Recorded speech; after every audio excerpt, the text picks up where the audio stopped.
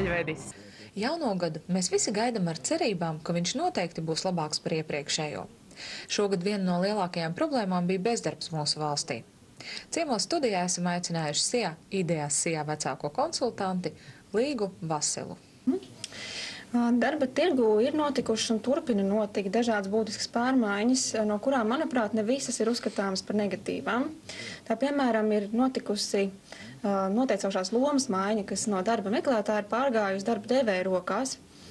Ilgu laiku bija otrādāk. Un, ko tas nozīmē, ka darba devējiem ļoti bieži nācās savienoties ar to, ko viņš varēja dabūt darba tirgū, nevis to, kas varbūt patiesībā bija nepieciešams uzņēmumā. Vai mēs varētu teikt, ka tagad darba tirgus ir principā normalizējies, ka beidzot darbiniekam ir jāpierāda darba devējiem, ka viņu ir vērts ņemt darbā, nevis kā brītiņi iepriekš bija, ka darbinieks principā darba devēja turēja kā ķilnieku?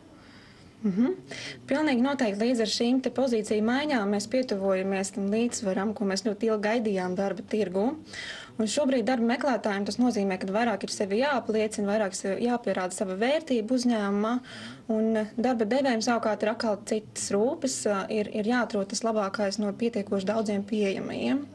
Un tieši šobrīd, šo iemeslu pēc, mēs arī esam pēc vairāku gadu darba izstrādājuši produktu, kas, es domāju, būs šobrīd ļoti atbilstoši tirgu. Un tas ir nedaudz atšķirīgs karjeras portāls, ko varētu pat saukt par sistēmu. Un šī sistēma ir Job Network. Ko mēs iegūstam, izmantojot šo sistēmu? Līdzīgi kā darba meklētājiem, arī darba devējiem šī informācija un informācijas apjoms ir krietni pieaudzis pēdējā laikā. Un uz vakancēm atsaucās ļoti daudz cilvēku, un nevienmēr viņi ir atbilstoši vakances prasībām.